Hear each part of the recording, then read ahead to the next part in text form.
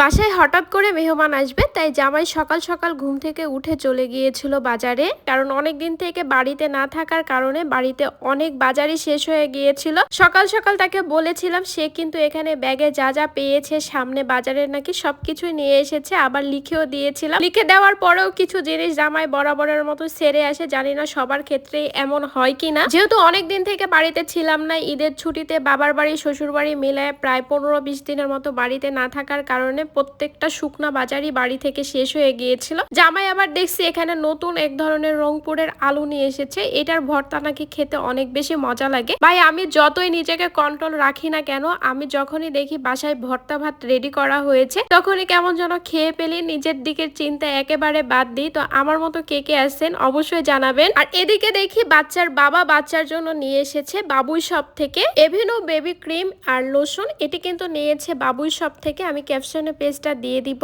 আর এভিনো ক্রিমটা দেওয়ার কারণে শীত হোক বা সারা বছর হোক বেবির ত্বকটা কিন্তু কোমল করবে। আর বেবি প্রোডাক্ট সবসময় কিন্তু সেন্সিটিভ হয়। আর তারা কিন্তু ইউকে থেকে এই প্রোডাক্টস গুলো নিয়ে এসেছে। এখানে কিন্তু ভেজালের কোনো সম্ভাবনাই নেই। এভিনো লোশনটাও কিন্তু অনেক বেশি ভালো, বেবির ত্বককে সুস্থ এবং কোমল রাখতে ব্যবহার করতে পারেন এভিনো লোশন।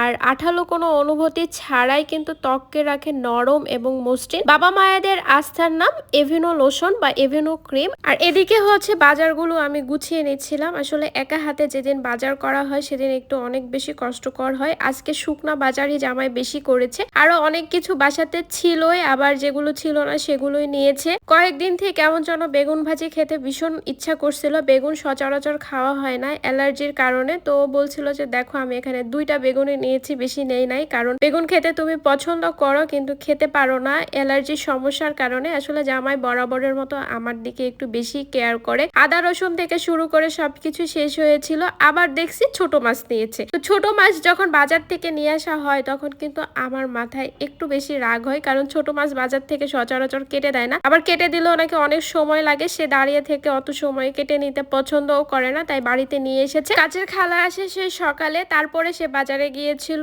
আগে মাছগুলো নিয়ে আসলে হয়তো বা কেটে নিতে পারতাম, কিন্তু কিছুই করার নাই, ছোট মাছ নিজেকেই কাটতে হবে, ফ্রিজে রাখলে ভালো লাগবে না। জামাই শখ করে নিয়ে এসেছে টাটকা মাছ। তো জামাইয়ের শখ বা আবদারটা তো আমাকেই পূরণ করতে হবে, আমার যতই কষ্ট হোক না কেন। মেয়েদের জীবনটাই কিন্তু এরকম অদ্ভুত, তাই না? নিজের যদি কোনো কাজ ভালোও না লাগে সেটা করতেই হবে। বিয়ের আগে তো কাঁচা মাছ মাংস ধরতামই না, আর এখন দেখেন এই মেয়েটা মুরগিও কাটতে পারি, মাছও কাটতে পারি। মাছ পারফেক্ট ভাবে পারি না, তারপরও যেহেতু নিজের সংসার ঠিক যেভাবে পারি সেভাবেই করতে হবে। আর আমরা মনে করি যে মেয়েদেরকে সবসময় সংসারই হতে হবে, সংসারের বাইরে তাদের চিন্তা ভাবনা রাখতেই হবে না। যখনই আপনি সংসারের চিন্তা করবেন তখনই দেখবেন সংসার জীবনে আপনি অনেক বেশি সুখী। আমি অনেক জনকেই দেখেছি যে নিজের সংসার বাদ দিয়ে মানুষের সংসার নিয়ে সবসময় পড়ে থাকে। ধরেন যে আপনার জামাই আপনাকে একটা কোনো দামি জিনিস কিনে দিয়েছে, সেও তার জামাইয়ের সঙ্গে সেম জিনিসটা নিবে বলে ঝগড়া বা অশান্তি করে। আসলে সবসময় মনে রাখবেন জামাইয়ের যেরকম সামর্থ্য, তো সামর্থ্য অনুযায়ী সবার সেভাবেই খরচ করা উচিত। তাহলে জামাইও মানসিক শান্তি পাবে,